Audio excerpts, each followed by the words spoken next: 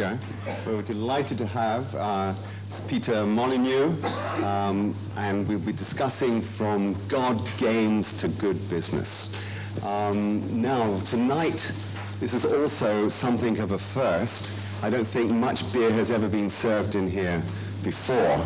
So those of you that are enjoying it think this will be a first in so many ways, so many things to learn. If we think about all the innovation that was necessary then, in terms of people, an individual, William Higginbottom, realizing maybe we ought to be able to visualize what's going on inside a computer. Nobody had done that. Everything else was just computer games. Sorry, it was just computer cards, printout, paper. So a screen was used. This is 10 years before anybody started thinking about computer-aided design. So he brought in a screen. The idea of it being a computer game was that it was immersive. It immersed you in an experience. Again, this was so far advanced of its time. But 50 years later, the technology is extraordinary. The people who work together, the business has gone incredibly well. And so tonight, Peter, you're going to lead us into about how we can all start to play God. Is that just about it? Kind of. That's what I'm saying. And he's able to tell us this because he is also a Chevalier d'Honneur. That has nothing to do with Maurice Chevalier, I should add, but a great, great honor bestowed at the end of a fantastic car ride through Paris, and in the very, very highest order of French merit. And we think it's because they thought you were French, perhaps? The name is... I really still know. But Peter, anyway, the floor is yours. We're going to listen to Peter for about the next hour, and then we're going to have a panel discussion, so you'll be able to ask lots and lots of questions, and then we'll be serving lots more beer and wine and other things outside. So, yeah, now you're going to come back for more of these. Okay. Peter, the floor is yours. Thank you so much for coming.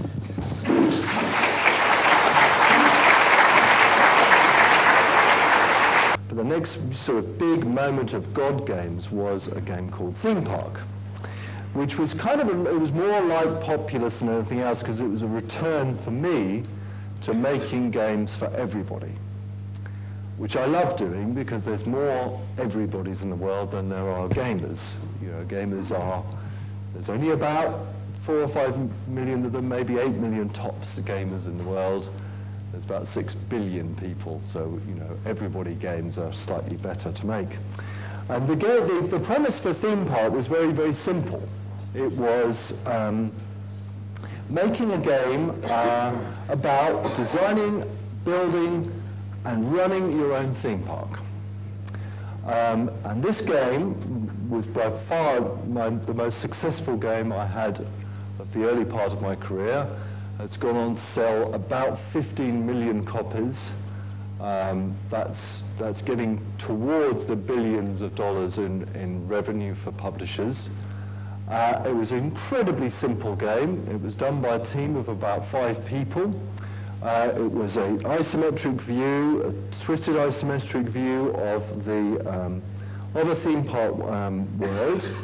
And the behavior of the people within the park was somewhat dependent upon the way you designed your park. So if you design your park with big scary rides and big roller coasters, the population would be more scary. If you design your park really sedately, they'd be far more sedate. And they would give you feedback. These little people would give you feedback and said what they thought about your park. There were a couple of fascinating things about that. The first thing is that the world got very, very obsessed, again, by the simulation, by the AI, by what they thought was the AI. Of course, there wasn't real AI in this game. There was some simulation, what I would call soft simulational AI. So if you put the price up of the chips on the fish and chip stand, then less people would buy the fish and chips, and your part would be less popular. That was about the extent of the simulation AI. But very interestingly, people got absolutely obsessed by one thing.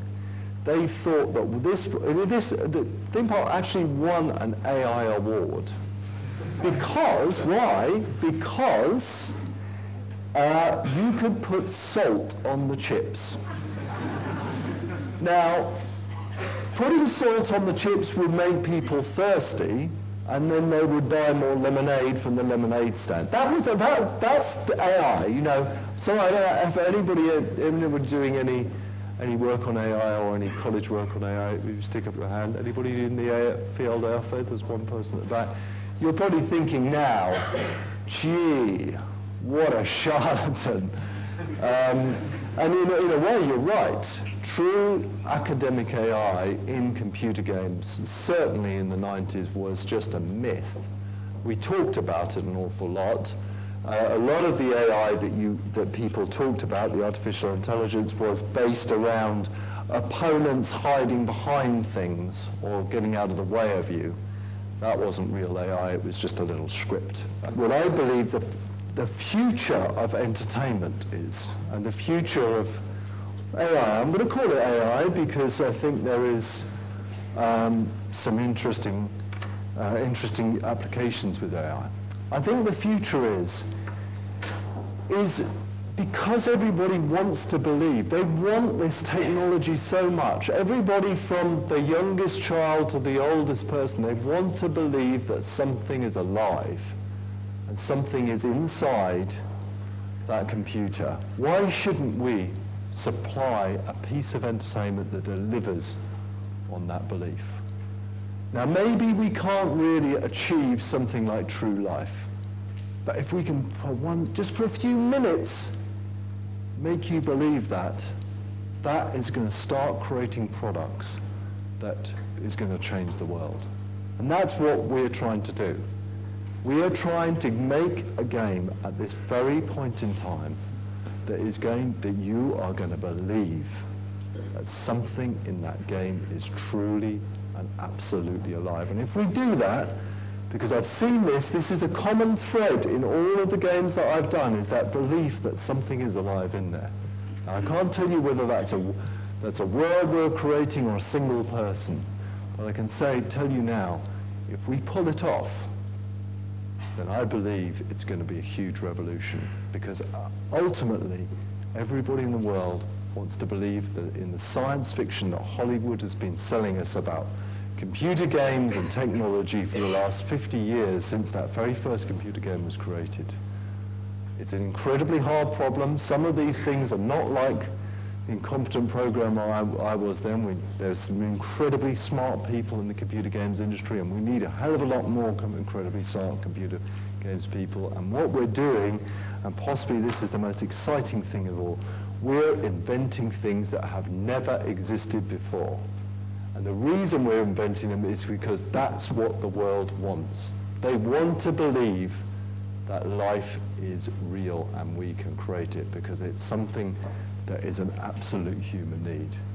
Unfortunately, imagination is something which is rather difficult to teach design schools. It is, although what I've found is, I've tried to help and grow quite a few people in my time, and those the people I say is, don't worry about the features. Worry about how the features make you feel.